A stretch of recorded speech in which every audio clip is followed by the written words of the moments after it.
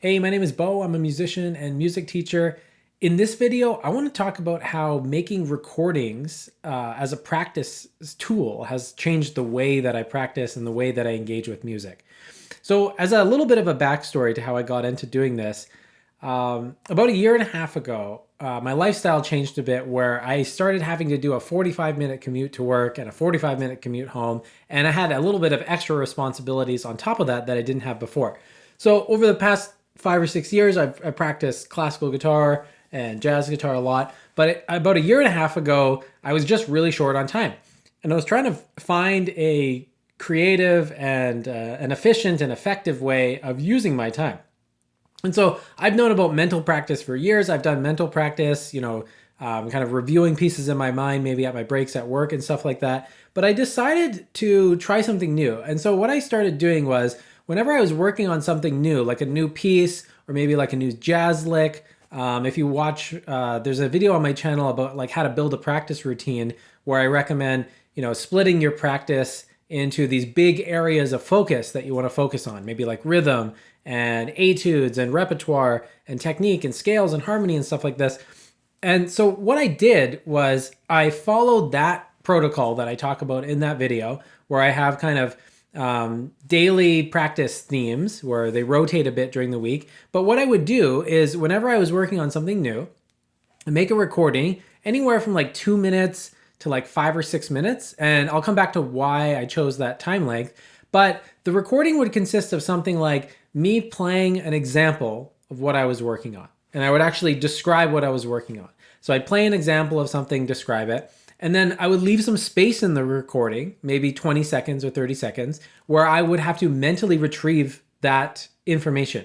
And so I would try to either sing it back, or I would try to silently audiate it, or I would do mental practice on the guitar. So it was really like one of those three things: singing what I was working on, silent, just mental audiation, so just trying to hear whatever I was working on, or actual mental practice where I might be miming some of the movements, like doing some air guitar kind of thing.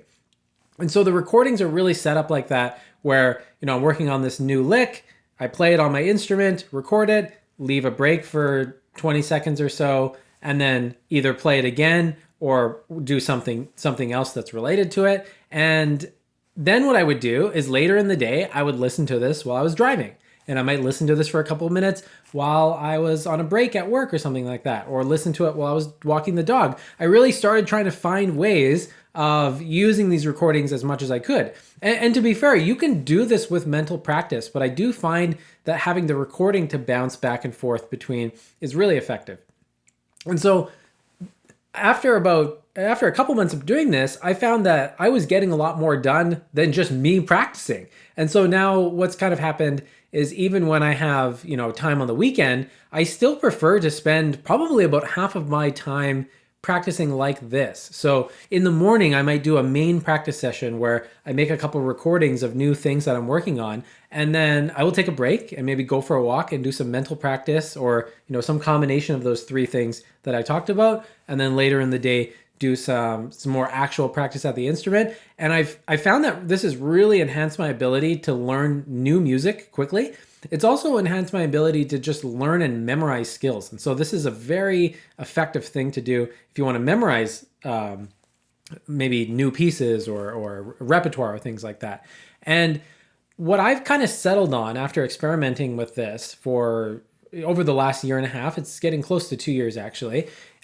It's nice if you keep the recording short. If you can keep the recording somewhere between 2 and 5 minutes, what happens is you can review it multiple times a day. And for me, there's some kind of sweet spot. I might practice something in the morning, make a recording of it, and re-listen to that recording 2 or 3 times. And then the next day, I might listen to that recording 3 or 4 times. And this becomes really kind of unruly if the recordings are too long. So I don't recommend making like 10-minute recordings, but make little themes. Do 5 minutes of recordings where you're working on new harmonic progressions, or 5 minutes on the first 8 bars or 16 bars of a piece. And then you can review multiple recordings. Like if you wanted, on my commute, I might have a commute that's 45 minutes long, but I'm listening to many different recordings. I don't do air guitar while I'm commuting. I just sing along with things. And so that's the first point I want to bring up is keep the recordings short so that you can review them multiple times a day. I find diminishing returns after reviewing it like 3-ish times a day, maybe 4 times if it's really hard content, but it's better to just do it the next day. And so this has allowed me to be more engaged with the things that I'm working on while I'm like going on a commute or walking my dog or something like that. But what it's also done is it's made me realize how important retrieval practice is. And so I have some videos on this channel where I talk about the power of retrieval practice, but essentially the way to learn to memorize things is not by re-listening to things many times or rereading things if it's something you have to read about. The way you memorize something effectively is you do something called retrieval practice. So close the book, turn off the recording, get away from the sheet music, whatever it is you're trying to memorize, and just try to mentally bring it to mind. And this is why they find that mental practice works so well for musicians, because when you're away from the notation, when you're away from the recording, even when you're away from the physical instrument producing the sounds, and you have to mentally summon all of that. You have to mentally summon, well, what would the guitar neck look like when I'm doing this kind of maybe this little scale? What should I be seeing? What should it sound like? And retrieval practice, I mean, I've known about this for many years. I've up to date on the literature on retrieval practice, and it's one of the most powerful things you can do if you're a music teacher or if you're a student trying to learn more effectively. But I find that people tend to not do a lot of retrieval practice. They kind of drift away from doing retrieval practice because it's not inherently easy to do.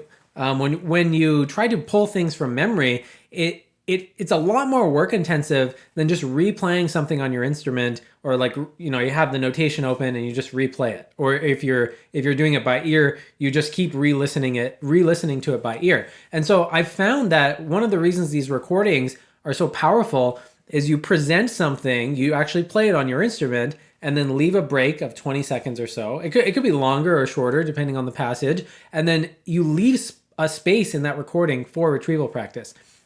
And so I'll have another video on how I learn pieces from scratch. But essentially what I do now when I'm learning a new piece is I'll take a small unit of the piece, maybe like 4 bars or something like that. I will play it slowly on the recording. So in the practice session maybe that I have in the morning before I get started, just playing through something slowly. And then I leave a bit of silence. And I have a sip of my coffee, and I just time about 20 seconds. I might even be doing mental practice while I'm doing that. And that's actually a point I forgot to mention. So let's say I wake up in the morning and I'm getting one of these recordings ready. I play through the 4 bars, and then I leave enough time so that future Beau, who's listening to this, can do the mental retrieval. But then in the moment, while I'm having a sip of coffee or something like that, I'm also doing mental practice at the same time. I'm also doing retrieval practice. So I try not to sing because I want there to be silence on the recording for later, but I go back and forth between this. And it is mind-blowing how effective just adding way more retrieval practices to your practice sessions. And so what I'll do is I take 2 or 4 bars usually, but it could be smaller if it's a really challenging piece and it's got like 30-second notes or something like that, and there's a bajillion notes per bar. But I will record 2 bars. Then I will leave enough silence so I can mentally retrieve later what I just played. And while I'm sitting there, I'm usually mentally retrieving it too. I'm not just staring at the wall. Although there's an interesting point about that. There's a study that shows taking, micro 10-second breaks is a really good idea for learning. Anyways, so I leave the space, and I usually will do that 2 or 3 times for that 2 bars. So I'll do that. Play it, leave the space. Play it, leave the space. Maybe 2 times if it feels easy. And then I plow through until I've gotten to some kind of reasonable stopping point. Something like 8 bars or 16 bars. Usually I won't go to 32 bars. I like to keep things a little shorter. And then what I'll do is at the end of that whole thing, I will leave enough space, and I'll actually say to myself on the recording, now try to mentally retrieve everything you just did. So if I did 2 bars and then again silence and then 2 bars, then I move on to bars 3 and 4, and then silence and again bars 3 and 4. I do that for 16 bars.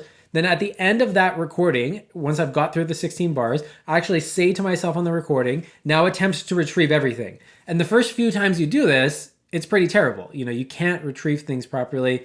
Maybe you can, if it's a piano thing or a guitar thing with multiple voices, maybe you can sing the melody, but you can't sing the bass line at the same time. And this is where later in the day, you review this several times. And eventually what happens is you don't need to prime the pump. So you don't need to listen to the full recording. You can just mentally retrieve the whole thing. And that's kind of how you know it's time to stop listening to that every day and start working on something else. And this is really how I was able to maintain, I try to aim for like 2 or 3 hours of practice most days. And, if I have a 45 commute both ways, and I can get in maybe like 15 or 30 minutes of mental practice on my breaks at work, and then maybe even some while I'm walking the dog. I mean, you can see how powerful this is in the sense that I'm just taking advantage of my time. And so sometimes, when I drive home from work, I'm just toast and I just listen to an audiobook because I don't have that mental bandwidth. But what surprised me is like I'm quite a busy person, and you're able to sneak in like 2 hours of mental practice like this a day if you can do it. And again, as someone who's very familiar with the research, and I fully believe in the research on mental practice and retrieval practice, I was still blown away by how powerful and effective it is. And so it's kind of my go-to strategy when I'm working on tunes is I use the recordings to get all the memorization and the audiation stuff together, because I don't actually need to be sitting at the guitar to do that. I just need to be listening to the recordings. If it's a new harmonic progression, I don't need to be playing it on the guitar 40 times. I just need to be listening to it. If it's a memory-based issue with like a really long classical piece, I don't actually need to be sitting at the guitar for the most part. I just need to be mentally retrieving it. And in these audio recording kind of practice sessions. And then what I find that I do more of now is I spend my actual time at the instrument sorting out technical challenges and learning new technical things. Because while it is useful to do mental practice in terms of technique, I think that that's totally valid. That's a good use of time. There is kind of a requisite amount of physical, actual practice you need to be doing to learn things that are very challenging for you and kind of pushing your physical skill set. And so I'm not saying it's extreme where the only thing I do when I'm sitting with my guitar is like technical stuff, but it's definitely made me realize that I can get way more done while I'm walking my dog and kind of reviewing things, and I can spend more of the time with the guitar, either just enjoying myself or solving like very specific technical issues. And that's really why I recommend, if you're a serious musician, you should make recordings. And even hypothetically, like I said earlier in the video, on the weekend, I don't have 2 45-minute commutes, right? But I still find this is such an effective way to practice. I might do half an hour of actual practice on my guitar, record a couple things, then I'll take my dog out for a half an hour, switch the environment up a bit, get moving a little bit, and then start doing this mental practice. And, for me, I've kind of settled upon like something like between an hour and 3 hours of real guitar practice, and then anywhere between an hour and 3 hours of mental practice. And so I'm not saying I'm practicing 6 hours every day, but there are more days than not where I can kind of sneak that in.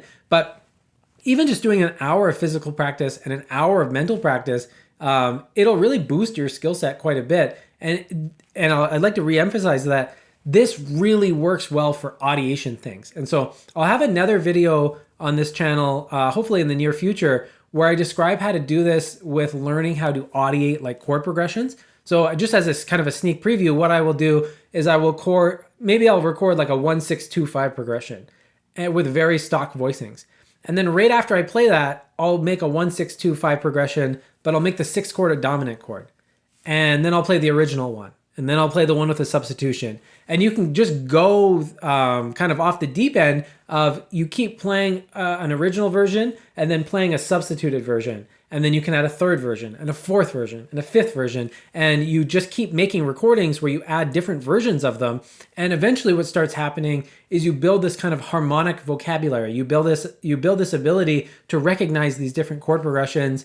And, you can get yourself to sing the bass lines and all that kind of stuff. That's essentially what I am doing with those kinds of recordings. But I'll make a video that's dedicated to that kind of thing specifically, because it really supercharges your harmonic audiation. It's a wonderful thing to do. So I'll sign off here. Thanks so much for checking this video out. I did, use the word audiation a few times in this video. If you're not sure what audiation is, go back to the first video on my channel where I give a bit of a description about what audiation is. It's an absolutely essential, pivotal concept that every music teacher and every serious musician should know about. So go check that out. If you have any questions or comments, leave a comment down below. My name is Beau. I offer online guitar lessons and piano lessons. I also offer coaching for musicians who maybe you have like some kind of big, cool project that you're struggling to get organized and actually show up and complete. I love doing coaching with people to help them kind of get organized and figure out what a good strategy is to follow through on whatever project you're working on, whatever you find interesting. So shoot me an email, leave a comment down below. Thanks so much for watching, and have a wonderful day.